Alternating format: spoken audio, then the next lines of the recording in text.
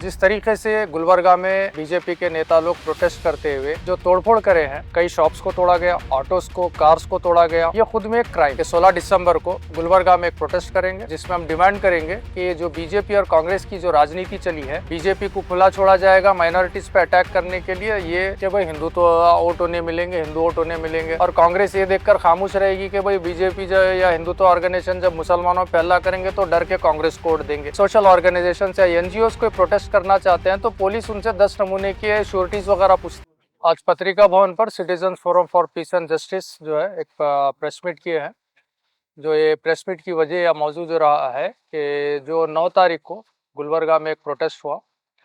जो बीजेपी के कई नेता और उसमें कई हिंदुत्व ऑर्गेनाइजेशन के नेता लोग थे, जो डीसी ऑफिस के सामने जिस तरीके से एंटी सोशल एक्टिविटीज़ तोड़फोड़, जिस तरीके से शॉप्स के साथ तोड़फोड़ की गई, पेडिस्टेरियन जो लोग जा रहे थे गाड़ियों के साथ तोड़फोड़ की गई, ये जो एंटी सोशल एक्टिविटीज़ बोलिए या जिस तरीके से जो इशू लेकर वो लोग प्रोटेस्ट कर रहे थे, वो इशू से हटकर उसको कम्युनलाइज करने के लिए जो हरकत करे हैं, हम इसको कंडेम करते हैं। और साथ ही साथ जो इशू है यड्रामी का जो केस हुआ है, इट्स वेरी शेमफुल एक्ट। किसी महिला के साथ, किसी लड़की के साथ अत्याचार होना, ये बड़ी शर्म की बात है। और ये जो हुआ है इसको कंडेम करते हैं और हम भी साथ में डिमांड करते हैं कि ये जो क्राइम हुआ है इसके ऊपर गवर्नमेंट को, कानून को कड़ी से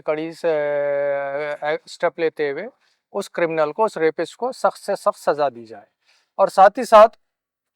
जो ये क्राइम का बहाना लेकर, ये जो एक इशू का, रेप केस का बहाना लेकर जिस तरीके से गुलबर्गा में बीजेपी के नेता लोग प्रोटेस्ट करते हुए जो तोड़फोड़ करे हैं, कई शॉप्स को तोड़ा गया, ऑटोस को, कार्स को तोड़ा गया, ये खुद में एक क्राइम है। लॉ एंड ऑर्डर खराब करना ये भी एक क्राइम है। और साथ ही साथ ये बात, इसको और जब हम डिटेल में देखेंगे तो कहीं ना कहीं ये लगता है कि इस मामले में बीजेपी और कांग्रेस हैंड इन ग्लव है। ये जो 9 तारीख की घटना हुई है गुलबर्गा में, जिसमें तोड़फोड़ की गई डीसी ऑफिस के सामने और पुलिस को बाद में लाठीचार्ज भी करना पड़ा, ये जो है एक ऑर्गेनाइज्ड अटैक है।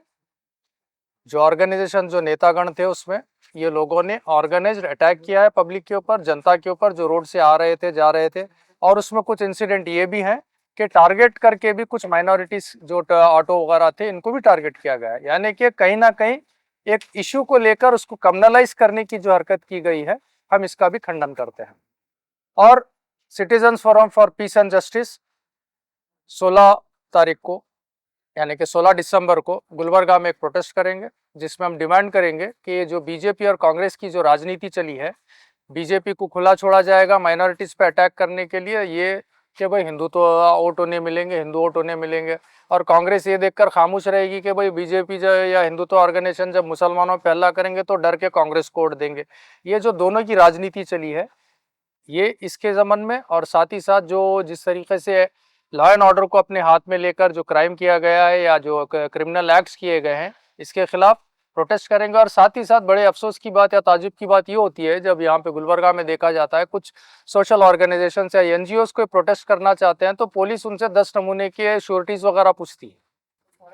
10 नमूने के क्वेश्चन राइज करती है। और ये बड़ी ताजुब की बात है कि इतना तरीके से एक ऑर्गेनाइज अटैक करके तोड़फोड़ किया जा रहा है और पुलिस के पास क्या इसकी कोई प्रियर इन्फॉर्मेशन नहीं थी? क्या इनका कोई इन्फॉर्मेशन गैदरिंग नहीं था? या पुलिस जानबूझकर ये नेता, बीजेपी के नेता लोगों को खुली छूट दी थी जनता के ऊपर तोड़फोड़ करने के लिए?